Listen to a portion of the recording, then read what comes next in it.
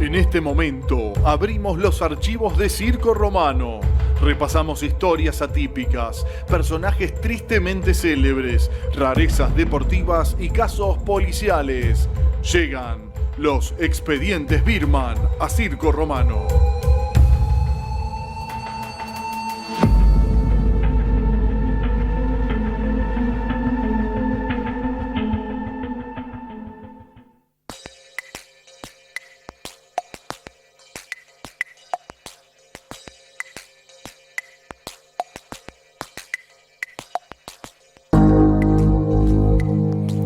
Muy buenas noches, Expedientes Birman de abril.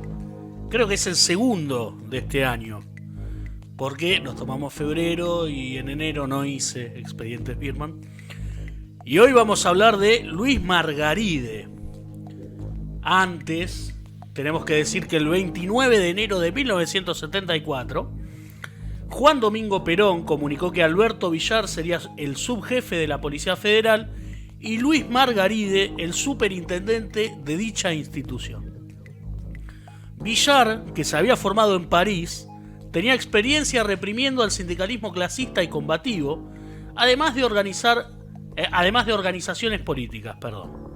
Había sido jefe de orden urbano de la Policía Federal en la dictadura militar de 1970 y organizó las primeras brigadas antiguerrilleras. Es recordado, entre otros episodios, por asaltar la sede del Partido Justicialista en Caballito. Hasta allí llegó en plena dictadura del general Lanusse, con sus patrulleros y una tanqueta para robarse los ataúdes de varios militantes asesinados en Trelew que estaban siendo velados en ese lugar. Luis Margaride era también un personaje siniestro. Hay quienes sostienen que Perón no conocía la trayectoria de estas dos personas y que su nombramiento se trató de un plan orquestado por José López Rega. No vamos a entrar en esto, no es el foco de la columna. Me aburre un poco la discusión, peronismo sí, bueno, malo, peronismo no. No le vamos a cambiar la opinión a nadie, yo no sé muy bien qué pienso al respecto tampoco. Vamos a enfocarnos en Luis Margaride. Durante los 70 y los 60, y los primeros años de la década del 70, había organizado redadas y asaltos a hoteles alojamiento donde las parejas mantenían encuentros íntimos. Al encontrar algún infiel, hombre o mujer, llamaba a su casa e informaba al cónyuge que se había registrado la detención al ser sorprendido con otra pareja. Lo buchoneaba, básicamente. En aquellos tiempos, quienes estaban de trampa, entre comillas, como se suele decir, asistían a estos establecimientos en busca de discreción principalmente. No importaba demasiado la comodidad, la seguridad, la limpieza. Si venía aparte mejor, ¿no? Pero lo que más se buscaba era no ser visto, tener un lugar a resguardo del ojo ajeno y disfrutar, en caso de que alguien sea infiel, de la pareja ilegal, digamos. Tal como cuenta Matías Bauso, autor del libro Argentina Bizarra, los asistentes más repetidos por aquellos años eran personas casadas con parejas extramatrimoniales, novios que vivían con sus padres, compañeros de trabajo en horas de almuerzo, prostitutas con sus clientes y algunas parejas que encontraban cierta tranquilidad en un recinto lejos de sus hijos. Mientras Margaride fue comisario de la Policía Federal, rápidamente se convirtió en el terror de los telos, como lo decíamos al principio de este programa. Estaba a cargo de la División de Seguridad Personal de la institución, aunque pronto fue conocida como la Brigada Margaride, y se planteó como objetivo, cito textual, mantener la moralidad y las buenas costumbres. Esto sucedía mientras el presidente Arturo Frondizi lidiaba con los planteos de los militares, y en los más de 700 operativos que Luis Margaride organizó, siempre sin orden judicial, participó personalmente en el lugar. Llegaba junto a su equipo al edificio, usaba la violencia para entrar a las habitaciones y atrapaba a las parejas desnudas. En medio de la requisa, las obligaba a vestirse, las esposaba y las llevaba detenidas. Una de las acusaciones más frecuentes era por mantener relaciones sexuales sin haber contraído matrimonio. Otra época. Sí, totalmente. Se amparaba en edictos policiales que le permitían controlar dichos establecimientos, y además la figura de averiguación de antecedentes le daba licencia para cometer los excesos que se le ocurriesen. Su argumento era el de determinar la identidad de las personas que mantenían relaciones sexuales. Estaba haciendo un censo de quién intimaba y quién no, según sus palabras. Claro, claro. Luis Margaride disfrutaba mucho en los operativos que realizaba, encontraba satisfacción en interrumpir a las parejas infraganti y en todo el procedimiento que describimos, pero el golpe final lo daba al llegar al Departamento Central de Policía en Moreno al 1500. Luego de formalizar la detención con los trámites correspondientes y la averiguación de antecedentes, llamaba a la vivienda del apresado y hablaba con su esposa o su marido para contarle que el otro miembro de la pareja había sido sorprendido sin ropa y con otra persona en una habitación de albergue transitorio. Se sentía un vengador de la infidelidad y era feliz rompiendo matrimonios. La personificación de Jason, ¿no? La moralidad ante todo, ¿no? Viste que si en Viernes 13 si coges te matan, ¿viste? Claro. Es así. Cuando los demorados eran solteros, llamaba a los padres. No hacía excepciones, pero si se trataba de mujeres, obtenía mayor gusto en el proceso. También efectuaba razias en salones de fiestas y apuntaba mayormente a las mujeres. Podía llegar a detenerlas por usar polleras cortas o por realizar poses que él considerara sugestivas o inapropiadas. Cuentan que una vez subió al patrullero a una chica porque se cruzó de piernas de una forma que a él le resultó sensual. O sea, había que tener cuidado con cualquier cosa. Exigía que en los salones todo aquello que se bailara sea como el tango. Una mano en la cintura o la espalda y la otra tomando la de la pareja. Ese era todo el contacto físico que Margaride podía aceptar. Se acercaba a los presentes para conocer el vínculo que los unía. Mientras el temor hacia Margaride crecía, también aumentaba la curiosidad de la población acerca de los albergues transitorios. Hasta se realizaron películas sobre la temática, como La cigarra no es un bicho. Esta la vi el sábado a la noche, cuando terminé de darle forma a esta columna. En los días que siguieron seguí incorporando información, pero el sábado fue el día de mayor laburo. Y dije, voy a ver esta película para agrandar un poco la columna, ¿no? Como para sostenerla. Dirección de Daniel Tiner, participación de Mirta Legrand, de Narciso Ibáñez Menta y de otros tantos actores. Una película de otra época también, comienzos de los 60, con un humor muy de aquellos años. Graciosa por momentos, seguramente que si alguien pretendiera guionar algo así hoy, sería polémico capaz, pero está en YouTube, la pueden ver todos. Después vamos a subir quizá algún afiche, algún flyer, que en esa época no se le decía flyer, de la película, que fue filmada en las instalaciones del hotel La Cigarra, que queda ahí en la calle Godoy Cruz, en Palermo, que todavía existe y que tiene un cartel de venta, me parece, en la puerta. Pasé hace poco, pero sigue funcionando como telo, pero con un cartel de venta en la puerta. Telo medio emblemático, estamos hablando de los 60 y todavía al día de hoy es uno de los pocos que sigue en pie. Digo, hay telos en la capital federal, sobre todo, si uno camina se cruza con alguno, pero cada vez hay menos. Las crisis de los últimos años fueron varios golpes y la pandemia ni hablar. Con los gays fue impune Margaride.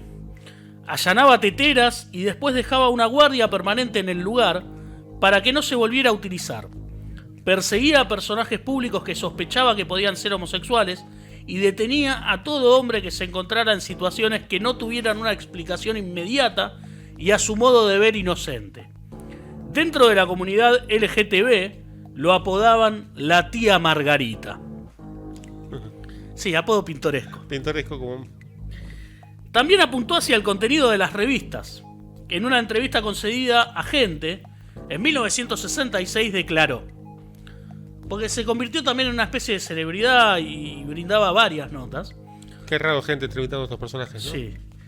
Puedo secuestrar publicaciones o cerrar locales ante la presunción de hechos delictuosos. Las exhibiciones de mujeres desnudas o pornografía encubierta. Las notas que propugnan el amor libre y la disolución del matrimonio. Todo eso es inmoral porque favorece la destrucción solapada de la unidad familiar y de los valores más cristianos, de los valores cristianos más puros.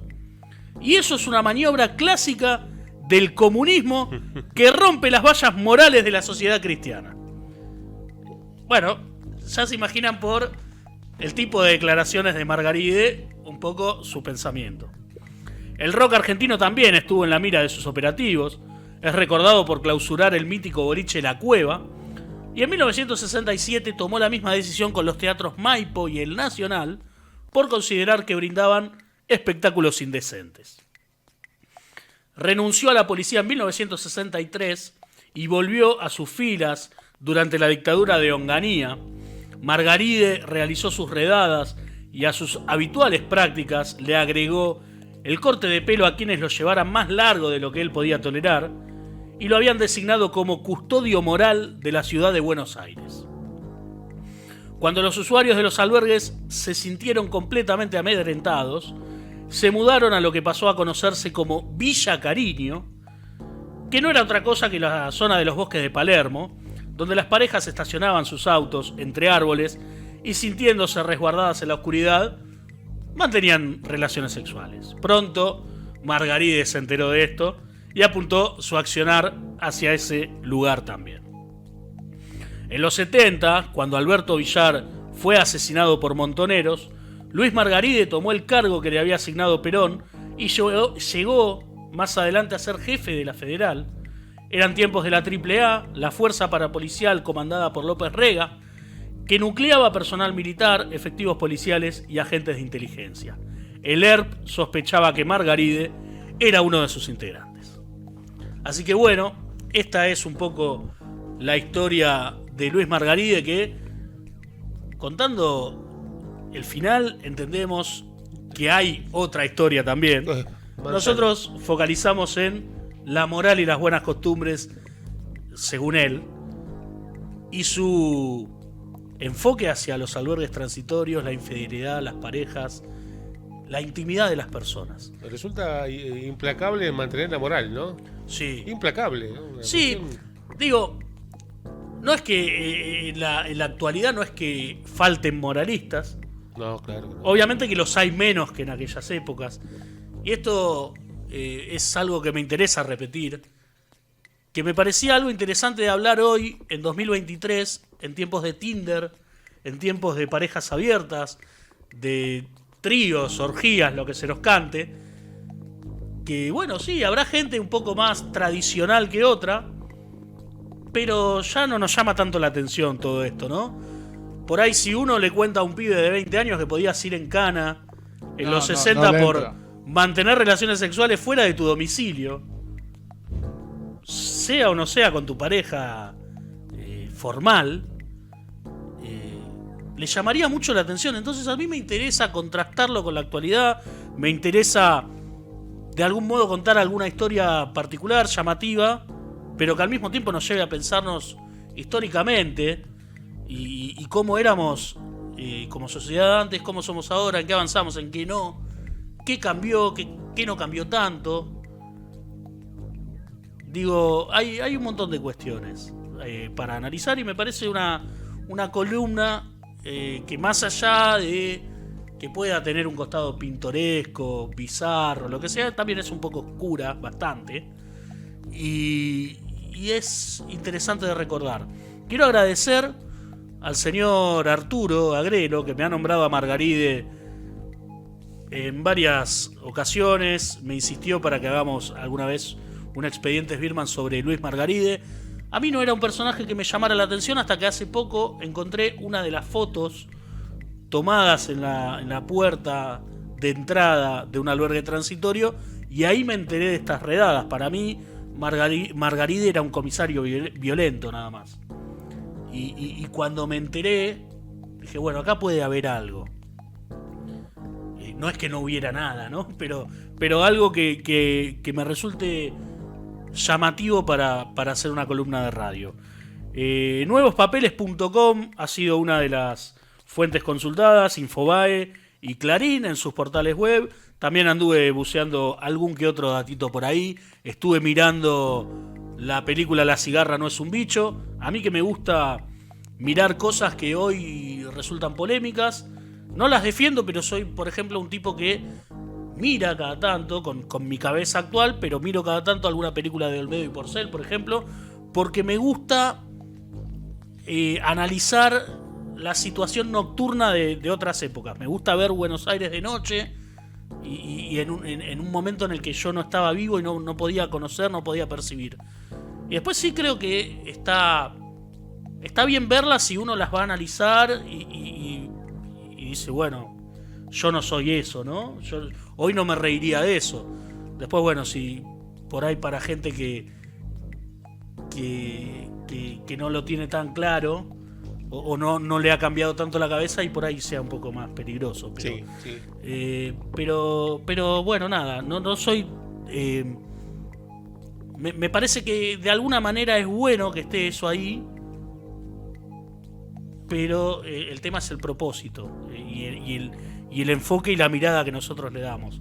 Entiendo que hay gente que piensa de una manera, hay gente que piensa de otra, y no todos percibimos lo que recibimos de la misma manera. Y en estos días, ¿alguien quiere decir algo? Te faltó el gran agradecimiento al querido Gustavo Barreiro. Autor de la cortina Eso. que suena siempre de fondo en los expedientes Birman, que muy amablemente la compuso para nosotros. Quienes me siguen en las redes sociales habrán notado que estaba como muy insistente con el tema albergues transitorios en los últimos días. Tenía que ver con esta columna, y una de las últimas cosas que dije al respecto era que necesitaba ayuda, que algunas personas me recomendaran canciones que transcurrieran en alguna habitación de hotel, o la historia que describen, o que mencione algún hotel famoso, un hotel alojamiento, un telo, un albergue transitorio, que cuadrara con la columna. A mí me gusta cerrar la columna con alguna canción que se relacione. A veces la encontramos, a veces no. Voy a mencionar a algunas personas que comentaron y sugirieron. Eric, por ejemplo, que nombró Amor de Alquiler de Rodrigo y Los Piratas de Los Auténticos Decadentes. Diego Adoue y Carlos Muro, los dos, nombraron Espadas y Serpientes de Ataque 77. Nunca olvidé esa noche en ese hotel de Flores, por ejemplo, dice la canción. Y May Bustamante y Arturo Agrelo, que ambos nombraron Hotel California. Yo... ¿La de bandidos o...? Claro, yo quiero hacer mención a esa. Esa iba a ser la canción que iba a cerrar la columna. No va a ser finalmente. Era la versión de Hotel California por Bandidos, que es una banda de cumbia que la hizo en castellano. Una historia muy rara la que describe la canción. Sí. Un muchacho que va a ver a los bandidos, a una bailanta, conoce a una chica que la lleva a un hotel, y todo esto se ve en el videoclip, y termina intimando. La chica le pasa la dirección y el chabón la va a buscar y no la encuentra, no hay nadie, la casa está abandonada. Estoy spoileando a pleno. Sí. Y empieza a preguntarle a los vecinos: che, loco, yo estuve con una chica así, asá. No, esa chica se murió hace 20 años, ponele. Y el tipo había intimado con un fantasma, señor. Vean ese video, busquen por favor. Es fabuloso. Hotel California Bandidos, no se van a arrepentir. Pero quiero agradecerle a Fernando Senra. Ahí está, muy bien. Nuestro operador Diego Garnica, muy atento siempre con la música indicada. Quiero agradecer a Fernando Senra, que me recomendó una canción que yo no conocía y que es de un artista que yo no elegiría, que no está claramente entre mis preferidos, pero entre todas las sugerencias y todas las cosas que escuché en estos días, fue la que mejor describía la situación telo. Y estoy hablando de un tema del señor Alejandro Lerner, publicado en su disco de 1982, Alejandro Lerner y la magia, Y la canción se llama Transitoriamente. Vamos a escucharla y venimos con la última media hora de Circo Romano. Dale, querida, va. No te va a pasar nada. Dale, va.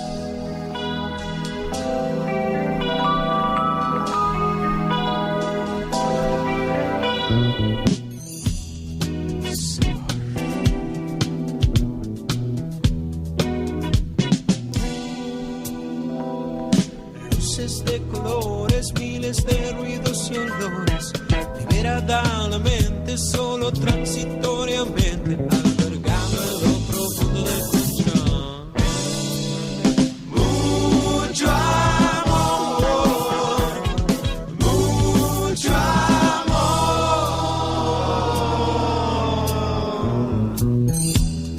Y es tan muerta conmigo esta.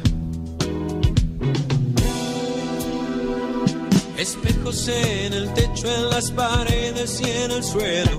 Son miles las imágenes que tengo de vos. El parlante destrozado deja escuchar de costado el serrucho percusivo de la pareja de al lado.